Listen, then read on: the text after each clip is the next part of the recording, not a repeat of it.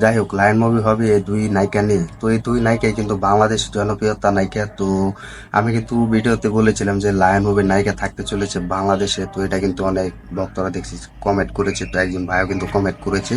তো তিনি কিন্তু বলেছেন যে অনেক ভালো লাগে যে দুই নায়িকাকে নিয়ে, কারণ মিম এবং নুসরাত ফারিয়া তো তারা কিন্তু জিতের সাথে আরো অনেকটি মুভি করেছে। তো মুভি কিন্তু বেশি জনপ্রিয়তা পেয়েছে। তো এটার জন্য কিন্তু আমি বলেছিলাম যে লায়ন মুভিতে থাকতে চলেছে এই দুই নায়িকা নিয়ে। তো এটা নিয়ে কিন্তু আরো একটি ভিডিও দিয়েছিলাম। তো দিয়েছিলাম যে বাংলাদেশের নায়িকা নিয়ে কিন্তু লায়ন মুভির শুটিং শুরু হবে।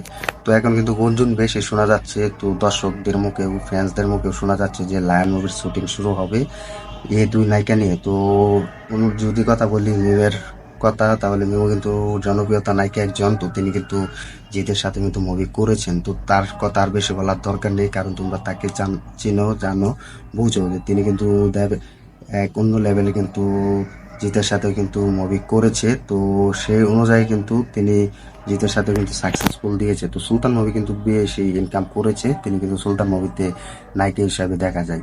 তো জিতের সাথে কিন্তু তিনি মানিয়ে নিয়েছেন। তো এখন কথা হচ্ছে মেন কিন্তু শাকিব খানের সাথে বেশি মুভি না করলে কিন্তু কয়েকটি মুভি করেছে, বেশি সাকসেসফুল দিতে পেরেছে।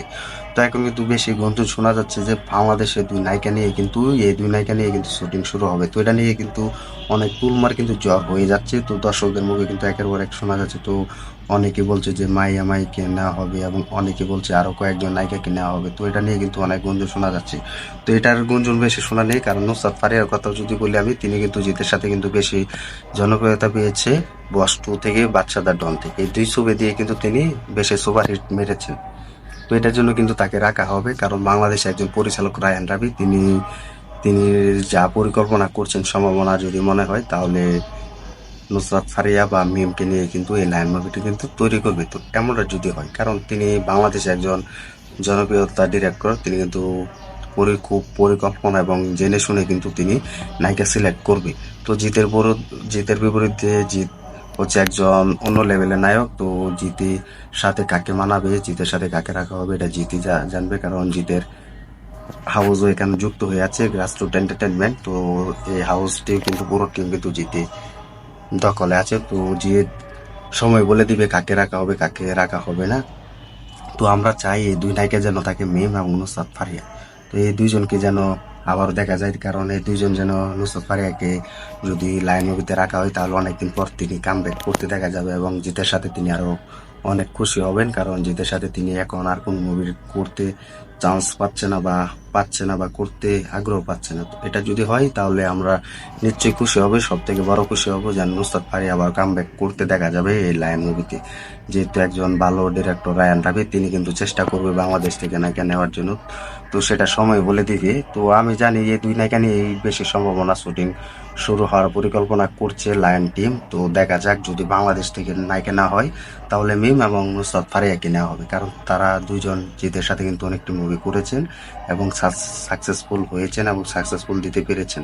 তো এটার জন্য যদি অফার করা হয় তাহলে এই দুই নায়িকাকে নেওয়া হবে। আর যদি কোনো লাইন মুভিতে যদি একজন নায়িকাকে নেওয়া হয় তাহলে নুসরাত ফারিয়া বেশি চান্স পাবে, কারণ নুসরাত ফারিয়াকে দেখার জন্য কিন্তু পুরো টিম কিন্তু অপেক্ষায় আছে এবং ভক্তরা কিন্তু অপেক্ষায় আছে।